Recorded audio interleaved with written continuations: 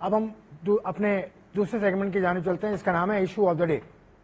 Issue of the day کیا ہے؟ آج کا issue of the day strike camp ہے جو رزاق کی نگرانی میں چل رہا ہے لاہور میں, اور وہاں پر اسٹرائکرز بنانے کا پاکستان کرکٹ بورڈ نے بیڑا رزاق کو دیا ہے. 3 ماہ کی ٹریننگ ہوگی اور رزاق نے آج تو کافی کچھ کیا اور رزاق کی آواز بھی آ رہی ہے. وہ ایکسٹرا کور کے اوپر جو کل وہ انہوں نے آڈیو میں بتایا تھا وہ پریکٹیکل کر کے رزاق بتا رہے ہیں. پہلے وہ دیکھ لیں پھر تنویر کی جانب بات کریں. ایسے ماریں گے نا.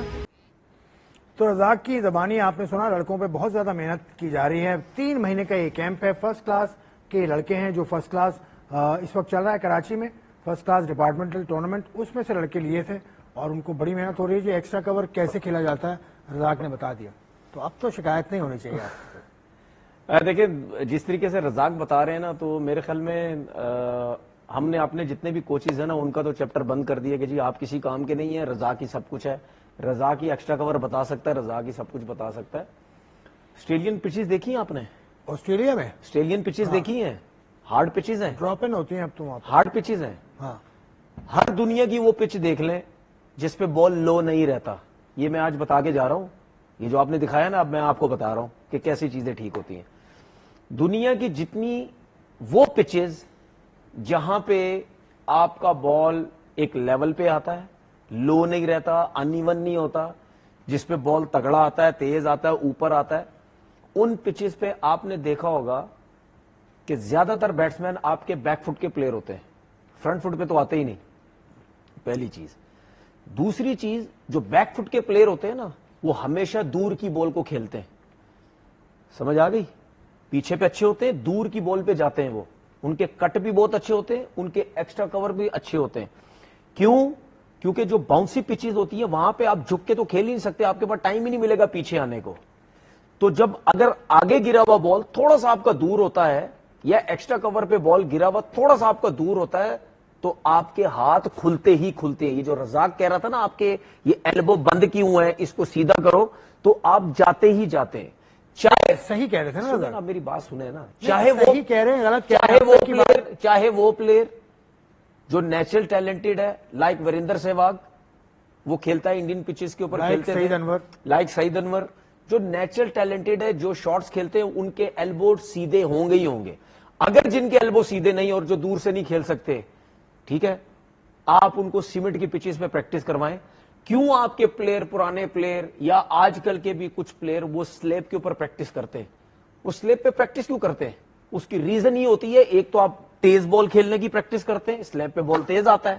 پرانے زمانے میں آپ چلے جائیں, جب تک ہم بھی کھیلتے تھے ٹوٹل سیمنٹ پہ میچز ہوتے تھے, اس میں آپ دیکھ لیں کٹوں پہ, پیچھے کی بال پہ, دور کی بال پہ سب اچھے ہوتے تھے, کیونکہ وہاں بال سوئنگ سیم تو ہوتا نہیں تھا, سیدھا سیدھا آتا تھا, تیز آتا تھا, کھڑے کھڑے صرف ان کے ہاتھ چلتے تھے اور ان کی بیس تگڑی ہوتی تھی, جس کی وجہ سے ان کے کٹ بھی مارتے تھے, بازو کھلتے تھے, ایکسٹرا کور بھی مارتے تھے, بازو کھلتے تھے, ٹھیک ہے, پیچھے بھی ہوتے تھے ان کے بازو, سب چیزیں ہوتی تھی. آن پہ بھی کھیلتے تھے, پیچھے کی بال کو آن کھیل جاتے تھے سیمنٹ کی وجہ سے. تو سلیب پہ پریکٹس جو کرتا ہے وہ کرے یا سیمنٹ پہ. میں نے بہت دفعہ ٹی وی پہ بیٹھ کے میں نے ایڈوائز دی ہے لوگوں کو. میں نے یہ بولا ہے کہ آپ کے جو جونیئر لیول کے جو بچے ہیں نا, ان کے میچز کروائیں سیمنٹ کے اوپر, سیمنٹ پچز بنوائیں, سیمنٹ کے اوپر میچز کروائیں. ہم کیا کرتے ہیں, ہم نئے لڑکوں کو یا بچوں کو کوچنگ کرتے ہیں ٹرف کے اوپر, پچز کے اوپر. پتہ کیوں یہ کہتے ہیں, نہیں ہمارا بال جو ہے تھوڑا سا لو رہتا ہے, ہمارا یہ ہوتا ہے بیچ کے جو ٹیکنیک ہے نا, ڈیفenس جو ہے نا وہ اچھا کرنا ہے, کیونکہ ہم یہاں سے نا وہ ہمیں پرابلم ہو جائے گی. بھائی اگر آپ بیک فٹ کے پلیئر ہیں یا نہیں ہے, اگر آپ شارٹس مارتے ہیں, بہت کم ایسا ہوتا ہے کہ بیچ کا بال لگ کے پچ ہو کے ان کٹر ہو کے آپ لیگ بفور ہو جائے یا بولڈ ہو جائے, بہت کم ہوتا ہے. دیکھو کتنا اچھا بولتے ہیں آپ, ہر چیز پہ آپ کی گرفت مجھے نظر آتی ہے, بولنگ کے علاوہ بیٹنگ بھی. ایک کوچنگ سرٹیفکیٹ بھی لے لو نا پی سی بی سے یا ای سی بی سے یا کہیں سے بھی, نہیں اچھا ہو جائے گا. لیول 2 کوچنگ کورس کیا ہوا میں نے. وہ تو انگلینڈ میں آپ کھیلتے ہیں, وہاں تو کرنا پڑتا ہے, وہ کیا ہوا میں نے, کرنا پڑتا ہے, وہاں تو مینڈیٹری ہے نا. لیکن لیول 3 کر لو, کچھ کوچنگ کورسز میں ایک ڈگری بنا لو نا اپنے پاس, نہیں سرٹیفائڈ ہو جائیں گے آپ. یہ ایسی مشورہ ہے یار بھائی, ہے نا, آپ مشورہ دے رہے ہیں, لیکن میرا جب کبھی دل ہوا, ویسے فی الحال تو میرا کوئی نہیں ہے, لیکن میں ٹی وی پہ بیٹھ کے اگر یہ ساری چیزیں کر سکتا ہوں, جو مجھے سمجھ آتی ہے میں بتا دوں گا. اور جو چیزیں رزاق سمجھا رہے ہیں نا, بالکل صحیح سمجھا, ٹھیک ہے, یہی چیزیں آپ جو آپ کے ڈومیسٹک کے کوچز ہیں یا جو میں مشورہ میں نے دیا ہے سیمنٹ پچز بنوائیں, وہاں پہ بچوں پہ کام کریں, آٹومیٹلی کھیل کے وہ ان چیزوں پہ اتنے اسٹرانگ ہو جائیں گے آپ کو بولنے کی ضرورت ہی نہیں پڑے گی کہ جی.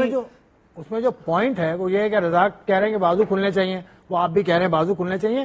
میں تو کہتا ہوں کہ کیوں آپ نے فرسٹ کلاس کے سیزن سے لڑکے نکالے؟ نہیں, وہ تو آپ نے صحیح بولا, وہ تو میرا ایشو ہے, وہ تو آپ صحیح بولے, لیکن میرا سوال یہ ہے نا کہ اگر رزاق یہ چیزیں بتا رہے ہیں تو پھر آپ نے اپنے ڈومیسٹک کے بیٹنگ کوچز کو تو ختم کر دیا نا. ڈومیسٹک کوچ یہ پاور ہٹنگ سکھا رہے ہیں. پاور ہٹنگ کہاں سے سکھا رہے ہیں؟ یہ جو چیزیں سکھا رہے ہیں یہ تو آپ کے کوچنگ بھی سکھا سکتا ہے, کوچ بھی سکھا سکتا ہے, بیٹنگ کوچ بھی سکھا سکتا ہے آپ کا, وہ تو یہ بھی سکھا سکتا ہے کہ ایکسٹرا کور پوچھ لے.